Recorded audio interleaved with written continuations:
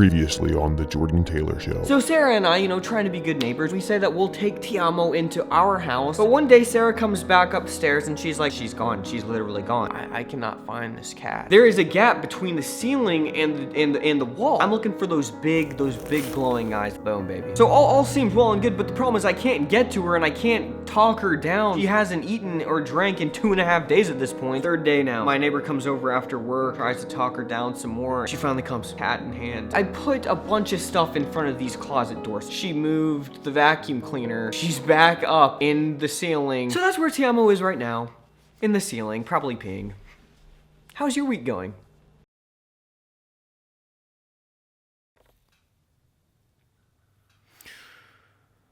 I can honestly say that the video, Our Cat Stuck in the Wall, that I made like a month ago at this point, has received more continual comments out of any video that I think I have ever done. Tweets, emails, comments on other videos asking about the cat. How's the cat doing? You guys want to know? So I'm just gonna go ahead and finish the tail of the cat, not the physical tail, but the proverbial one, the stocking stuffer. And let me tell you, lots has happened. So if you haven't seen the original video yet, go back and watch that because I'm gonna reference stuff that you won't know about. After the conclusion of the original video, Tiamo stayed in the ceiling for another solid, I want to say 3 weeks. The good news though is that she was consistently coming down at night to eat and drink and go to the bathroom, which was good, thank God, because she didn't actually pee in the ceiling. I was so scared. So we knew that she wasn't dying up there and, she just needed some alone time from us and hope to God that she, feels comfortable at some point in time. Our neighbor came over a few more times to try and talk her down and this cat wanted nothing to do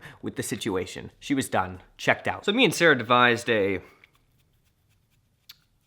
diabolical scheme.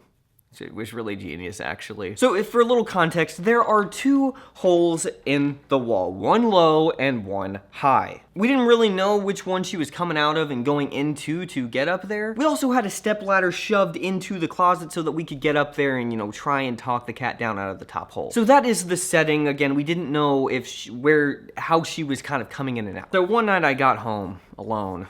Nobody had been here for hours and I'm standing out on the front porch about to open the door. And I stopped.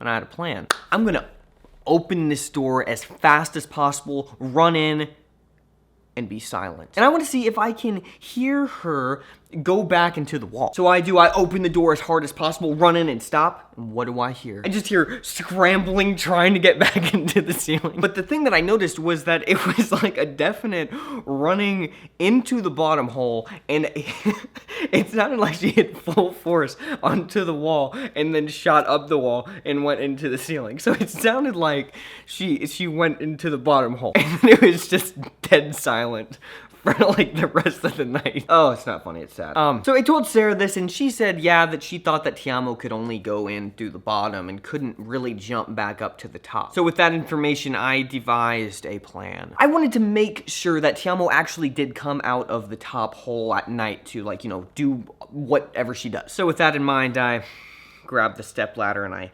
pulled it out of the closet. It's too high of a jump. She's gonna be too scared to make that jump. If the food and water were untouched that night, we would know for a fact that Tiamo cannot come out of the bottom hole. She has to jump out the top. We go to sleep, wake up the next morning, and what do we find? Untouched. She did not come down that night. That means she has to come out the top, and without the stepladder, she can't make it up and down. So this is where the plan really starts to become devised. We know pretty darn close to a fact that we have this cat. We're so close. That same day, we grab some cardboard, we grab some duct tape, and what do? We block off the bottom hole. No duh. Look, apparently Sarah had told me that we needed to do this like 2 weeks ago and I just didn't listen, okay?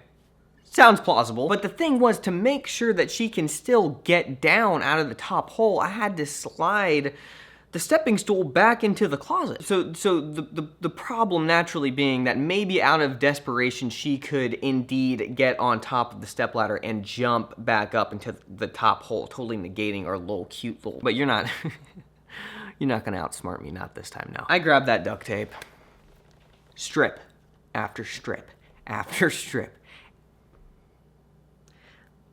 I put it everywhere on the floor. You know, I mean, I put them all over the step ladder, just kind of all over the floor in the general vicinity. I did feel kind of bad doing that, but you know, desperate times call for desperate measures. If she jumps down, hopefully she would get freaked out enough by all the sticky pads and she won't try and jump back up, but if she does, there's more duct tape waiting there, I assure you. I wake up the next morning and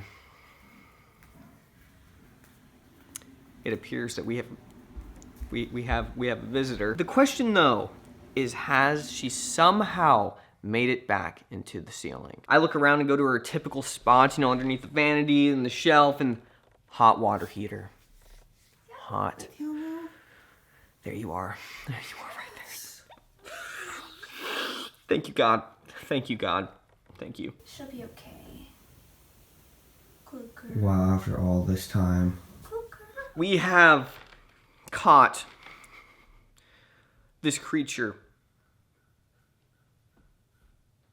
We have her. Tearing up just thinking about it. And to make sure that she does not get back into that darn closet, we put the barricade of all barricades. We're not talking vacuum cleaners anymore. No, we're talking 80 pounds plus a chandelier plus another 50 pounds, okay? You try and get through that, little kitty. If she can get through that, we might have bigger problems than just not being able to find her.